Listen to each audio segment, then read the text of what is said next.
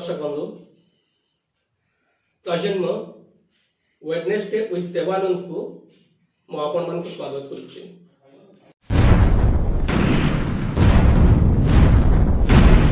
1990 मसीह मु विश्वभारती केंद्रीय विश्वविद्यालय शांतिनिकेतन को पढ़ा गले। से मोर परिचय है ओडिशार किसी आगधाड़ी साहित्यिक मान सहित जो मैंने सेठी शिक्षादान करने रही तत्सहित ओडिशा एवं ओडिशा बाहर निमंत्रित हो आसुवा बहु साहित्यिक मान चिन्हले से अनुप्रेरित हो लेखालेखी करने आग बढ़ेली। प्रोफेसर कैलाश पट्टनायक सभापतित्व से समय बुधवारिया साहित्य आश्रम नामक एक अनुष्ठान रही। से अनुष्ठान जन सक्रिय सभ्य हिसाब से प्रत्येक बुधवार दिन किसी न किसी लेखि मुझे आसरे पढ़ाई चेष्टा करुले। जहाँ भर जन्म होता मोर अनेक क्षुद्र नाटक एवं गल्प काँ भा केतोटी गल्प एवं क्षुद्र नाटक मध्य प्रजातंत्र दिनलिपि धरित्री समाज इत्यादि पृष्ठ प्रकाश पाई। यही समय मु एक नियर कामटे करने चेष्टा कली। से कामटी थिला इनलैंड लेटर पत्रिका प्रकाशन करवा एवं से पत्रिकार नाम थिला कागज फूल एवं से कागज फूलटी पाखापाखि 1994 मसीहा पर्यंत बंचिक रही। 1994 मसीह आमे फतुरानंद को नहीं एक संकलन करिथिलु कवर स्टोरी रे एवं समस्त ताको पसंद करिथिले किंतु पर से पत्रिकाटी मोर बंद हो जाइतिला। से जो पिपासा रही से पिपासा किंतु परवर्ती समय पुणी मते पत्रिका प्रकाशन क्षेत्र को टाणी आनिला एवं प्रजन्म पत्रिका जन्म गला। तेरे आसंतु दर्शक बंधु एबे आमे सुनिबा इच्छा रे इच्छा इच्छामतीर षष्ठ कविताटी को।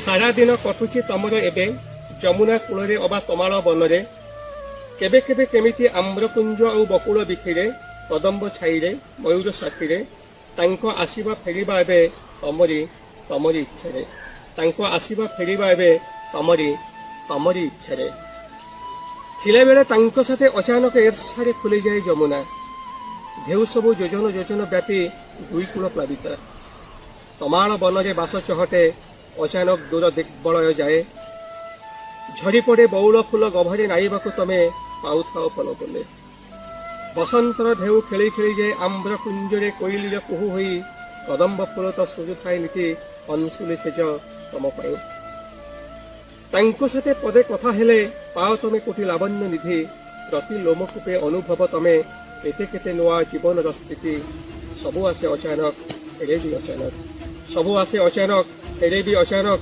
तम जीवा आसीबा परे इच्छारे तमे इच्छामती इच्छारे तमे इच्छामती इच्छारे तमे इच्छामती।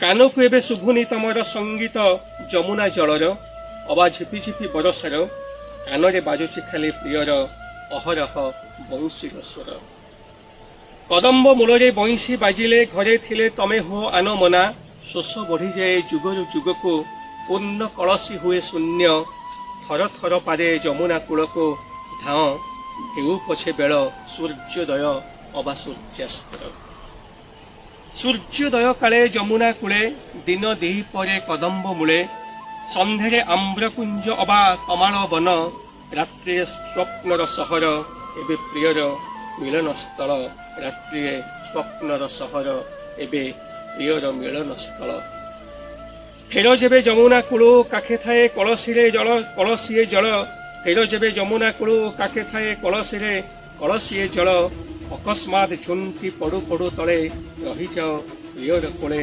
प्रतिदिन सकाले शोष बढ़ीगले जमुना लगे भल सबुदिन दिन दिही पहरे शोष बढ़ीगले जमुना लगे सबुदिन दिन दी पहरे मुंड उपरे सूर्य देहरु झरी जाए बिंदु बिंदु जल तमको टाणी निए कदम्ब मूल केते शीतल प्रियर कोल केते शीतल प्रियर कोल कोइलीर गीते एबे बंशीर स्वर कोइलीर गीत एबे बंशीर स्वर आम्र कुंज अबा तमाल बन सबु संजे प्रिय हेलाणी तमर गुगोष्ठ फेरंता प्रिय धूली बोला स्पर्श लागे बेसी निजर निजर धूली बोला स्पर्श लागे बेसी निजर निजर नीति रात्रिते बिछणे लोटी गला परे कहीं केउ आड़ू माड़ी आसे निद जुग जुगर आखिरे आखिए स्वप्न नील रंगर आखिरे आखिए स्वप्न नील रंगर बिछଣା पालटी जाए लुचा कुचा मानचित्र शाढ़ी असंजत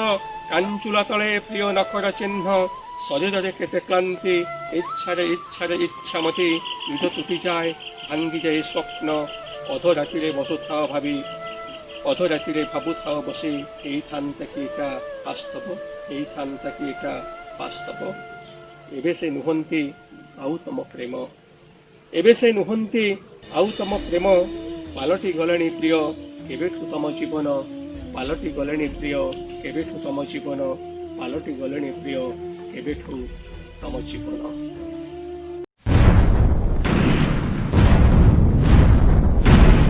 आईना सामने षष्ठ शीर्षक आज आम भेटा गाणितिक और नाट्यकार आनंद चंद्र पही को आसतु प्रथम देखि नबा एक क्षुद्र प्रामाणिक चित्र एवं तापरे आमे तांको पचारिबा आमर प्रश्न।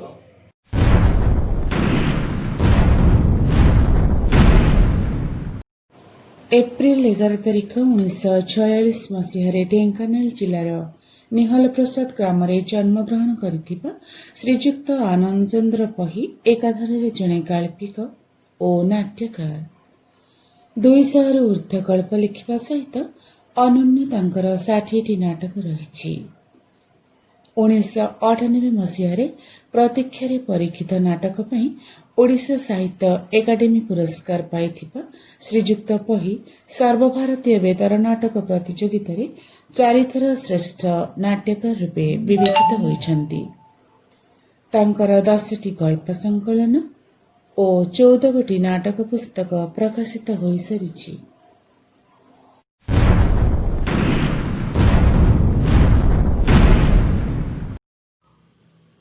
ढेंकानाल जिलार एक मफसल ग्राम आपणकर जन्म से प्राथमिक शिक्षा कैशोर एवं यौवन प्रथम पाहच आप सरकारी चाकरी जोग दिखती भुवनेश्वर तेज ढेंकानाल से मफसल ग्राम भुवनेश्वर पर्यंत ता भितर आपणकर साहित्य साधना आरंभ केमिति आपण आरंभ करथिले? मो गाँ निहल प्रसाद सहर ठू बहु दूर रे पहाड़ धान बिल आंब तोटा और अनेक पोखरी थिबा प्राकृतिक परिवेश रे भरपूर।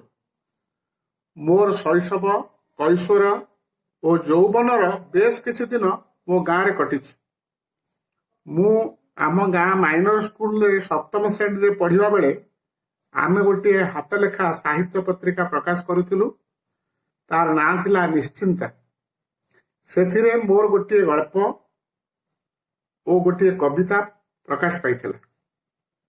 सेई दिनठू साहित्यर पहली छुआ मो मनरे लागिथिला और साहित्यर निशा मते घारिथिला। छात्र जीवन में मो आकाशवाणी कटक केन्द्र प्रचारित नाटक नियमित शुणुली। सेतेबेले सप्ताह 2टी नाटक रेडियो रु प्रचारित हेउथिला। मो गाँव रे मु बढ़ीची गाँव रे पढ़ीची और किछि वर्ष गाँ स्कूल रे शिक्षकता मत करिछि।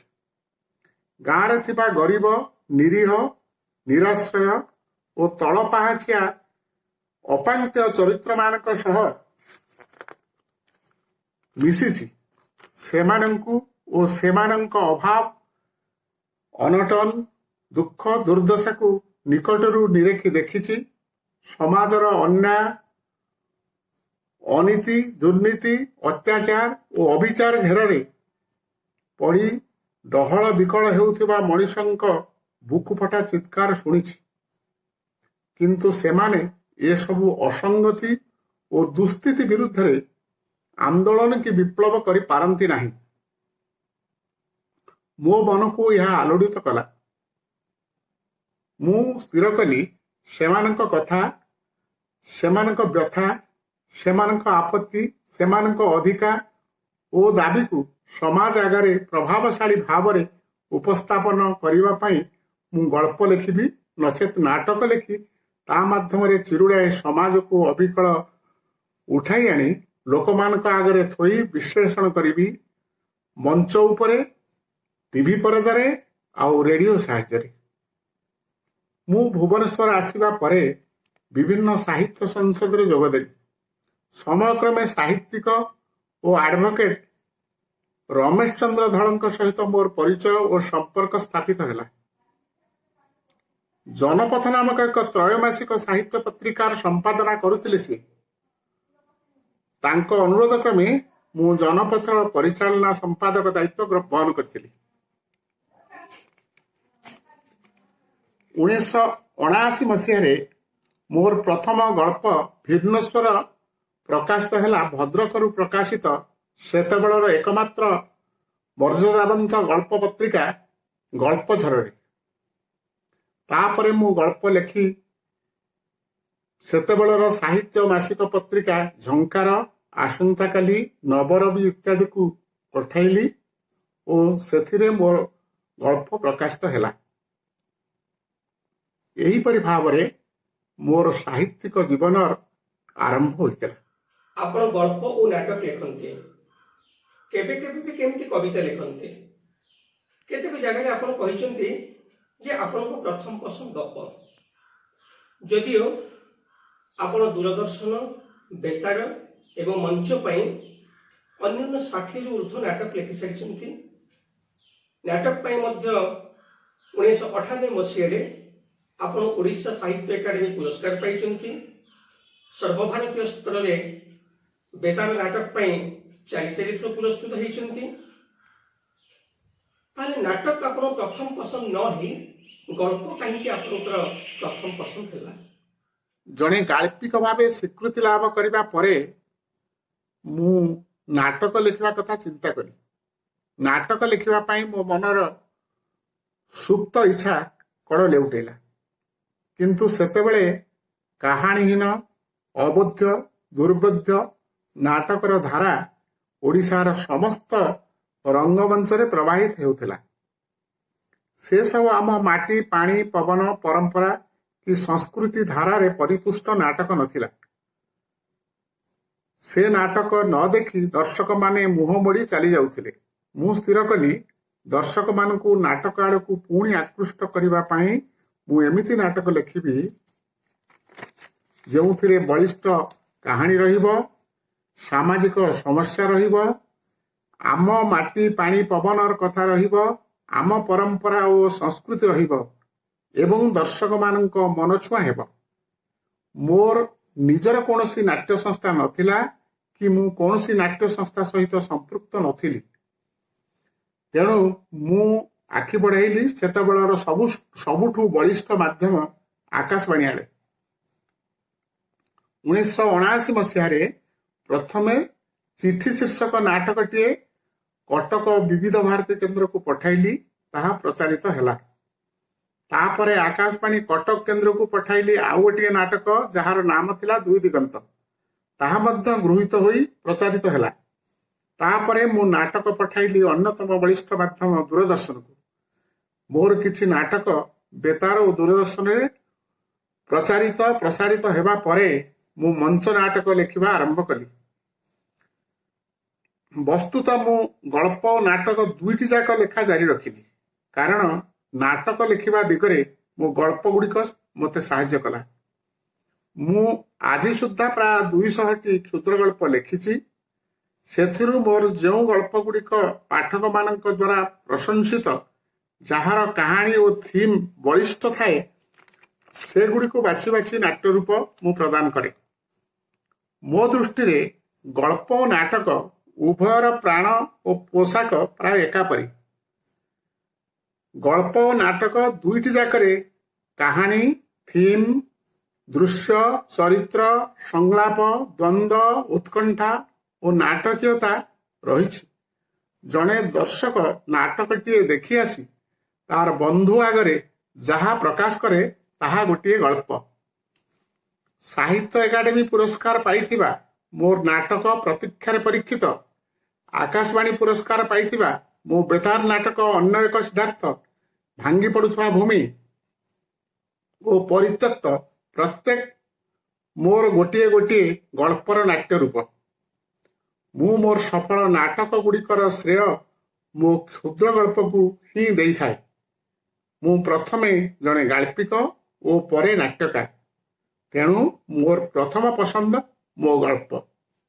1970 ମସିହା ପର ନାଟକରେ ଆପଣଙ୍କ ସ୍ୱାକ୍ଷର ସ୍ପଷ୍ଟ, କିନ୍ତୁ ଆପଣ ଯେତିକି ଆଲୋଚିତ ହେବା କଥା ସେତିକି ଆଲୋଚିତ କାହିଁକି ହେଇପାରି ନାହାନ୍ତି? ମୋର ନିଜର କୌଣସି ନାଟ୍ୟ ସଂସ୍ଥା ନାହିଁ କିମ୍ବା ମୁଁ କୌଣସି ନାଟ୍ୟ ସଂସ୍ଥାରେ ମେମ୍ବରସିପ ଏପର୍ଯ୍ୟନ୍ତ ଗ୍ରହଣ କରିନାହିଁ। ରାଜ୍ୟ ଭିତରେ କି ରାଜ୍ୟ ବାହାରେ ଅନୁଷ୍ଠିତ ହେଉଥିବା ମଞ୍ଚ ନାଟକ ପ୍ରତିଯୋଗିତା ପାଇଁ ମୁଁ ନାଟକ ଲେଖି ନଥାଏ କି ସେହି ପ୍ରତିଯୋଗିତାରେ ଅଂଶଗ୍ରହଣ କରିନଥାଏ। ତେଣୁ ମୋ ନାଟକ ସେହି ଆଲୋଚନା ପରିସର ଠାରୁ ଦୂରରେ ରହିଯାଇଛି।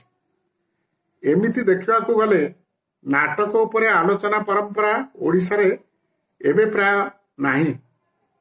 ସମ୍ପ୍ରତି ଆମ ଓଡ଼ିଶାର କୌଣସି ସାହିତ୍ୟ ପତ୍ରିକାରେ ନାଟକ ପୁସ୍ତକର ଆଲୋଚନା କରାଯାଉନାହିଁ। ଯଦି କେଉଁଠି ନାଟକ ପୁସ୍ତକର ଆଲୋଚନା କରାଯାଉଛି ତାହା ବରାଦୀ ଆଲୋଚନା, ନାଟ୍ୟକାରଙ୍କୁ ସୁହାଇବା ପରି ଆଲୋଚନା।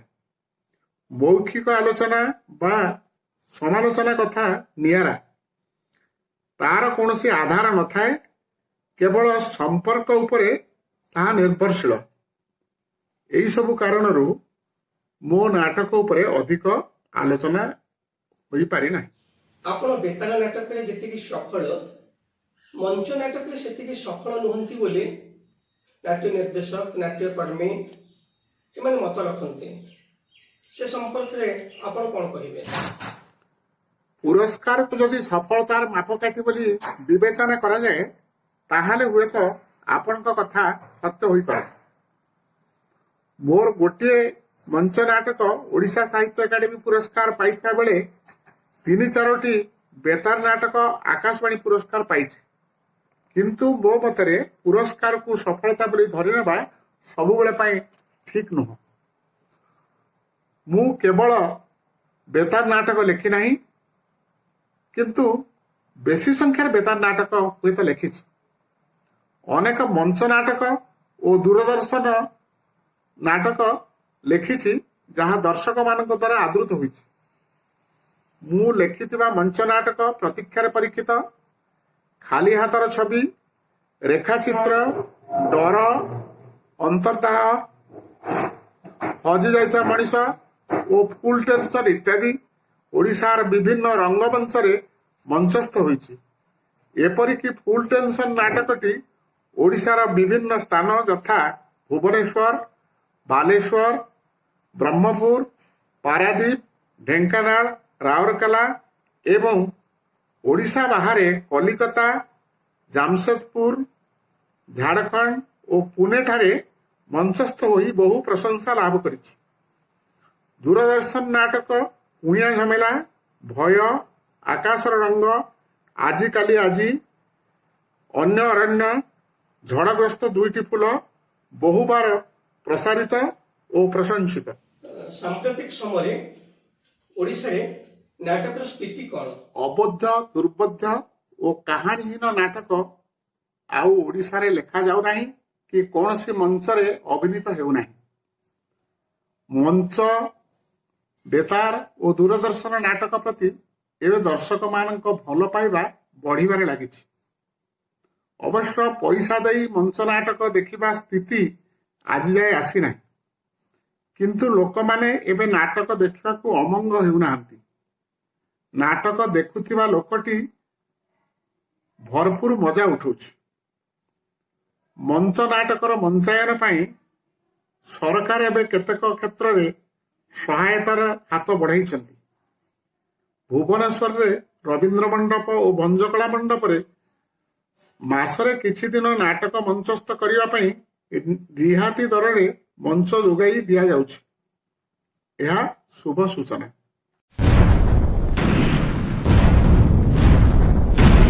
आज कार्यक्रम टी आपण मानक केमती लागिला हमको मतामत निश्चित देबे। मतामत दबार नंबर टी हैला 7978733002। हाँ दर्शक बंधु, प्रजन्म एवं सप्ताह को 3 दिन प्रत्येक बुधवार दिन आसुचे प्रजन्म, वेडनेसडे विथ देवानंद, शुक्रवार प्रजन्म फ्राइडे एजुकेशन एवं रविवार प्रजन्म संडे लिटरेचर। 3टी जाक कार्यक्रम को देखंतु, आपनकर बहुमूल्य मतामत दियंतु, आम यूट्यूब चैनल को सब्सक्राइब करंतु, अधिक अधिक ए कार्यक्रम को शेयर करंतु जेमिति अन्य मानक पाखरे ता पहुंची परिबो।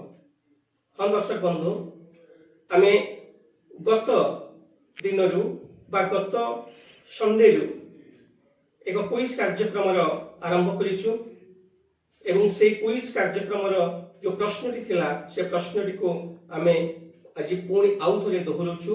देखि नियंतु एवं उत्तर दे पुरस्कार लाभ करंतु।